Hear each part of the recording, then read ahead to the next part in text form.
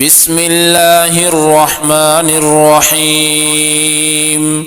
الرحمن علم القرآن، خلق الإنسان علمه البيان. الشمس والقمر بحسبان، والنجم والشجر يسجدان. والسماء رفعها ووضع الميزان، ألا تطغوا في الميزان، وأقيموا الوزن بالقسط ولا تخسروا الميزان. والأرض وضعها للأنام، فيها فاكهة والنخل ذات الأكمام، والحب ذو العصف والريحان. فبأي آلاء ربكما تكذبان؟ خلق الإنسان من صلصال كالفخار، وخلق الجان من مارج من نار. فبأي آلاء ربكما تكذبان؟ رب المشرقين ورب المغربين، فبأي آلاء ربكما تكذبان؟ مرج البحرين يلتقيان، بينهما برزخ لا يبغيان. فبأي آلاء ربكما تكذبان؟ يخرج منهما اللؤلؤ والمرجان.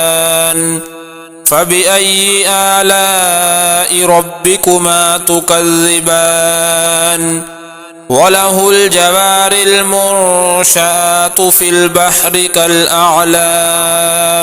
فبأي آلاء ربكما تكذبان؟ كل من عليها فان، ويبقى وجه ربك ذو الجلال والإكرام. فبأي آلاء ربكما تكذبان؟ يسأله من في السماوات والأرض، كل يوم هو في شأن. فبأي آلاء ربكما تكذبان؟ سنفرغ لكم أيها الثقلان. فبأي آلاء ربكما تكذبان؟ يا معشر الجن والإنس إن استطعتم أن تنفذوا من أقطار السماوات والأرض فانفذوا، لا تنفذون إلا بسلطان. فبأي آلاء ربكما تكذبان؟ يرسل عليكما شواظ من نار ونحاس فلا تنتصران. فبأي آلاء ربكما تكذبان؟ فإذا انشقت السماء فكانت وردة كالدهان. فبأي آلاء ربكما تكذبان؟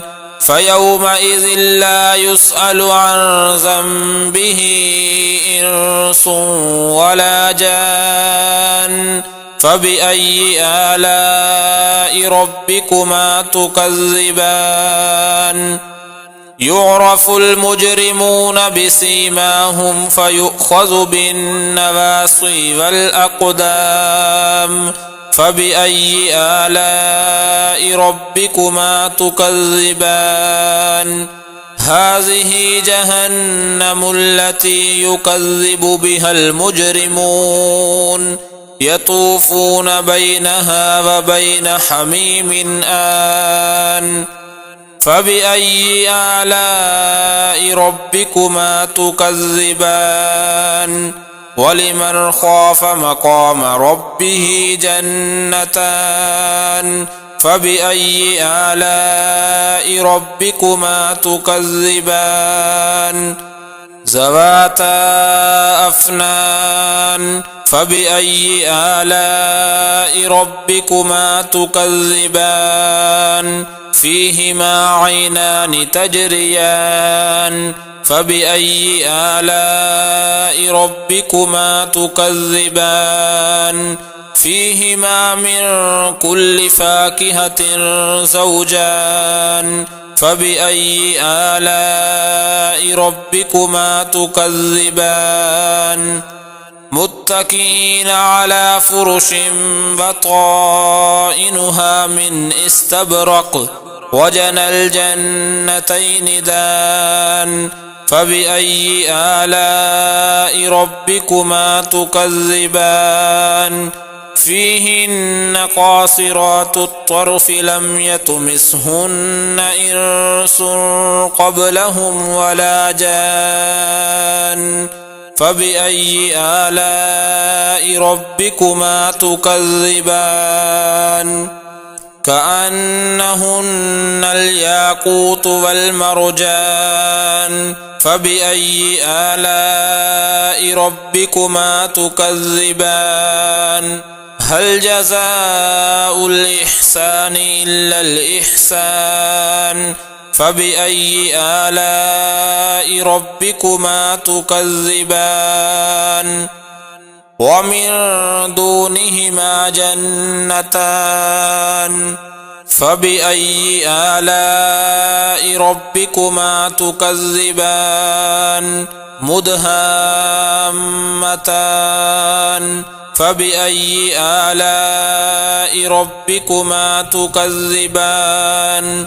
فيهما عينان نضاختان فبأي آلاء ربكما تكذبان فيهما فاكهة ونخل ورمان فبأي آلاء ربكما تكذبان فيهن خيرات حسان فبأي آلاء ربكما تكذبان حور مقصورات في الخيام فبأي آلاء ربكما تكذبان لم يطمثهن إنس قبلهم ولا جان فبأي آلاء ربكما تكذبان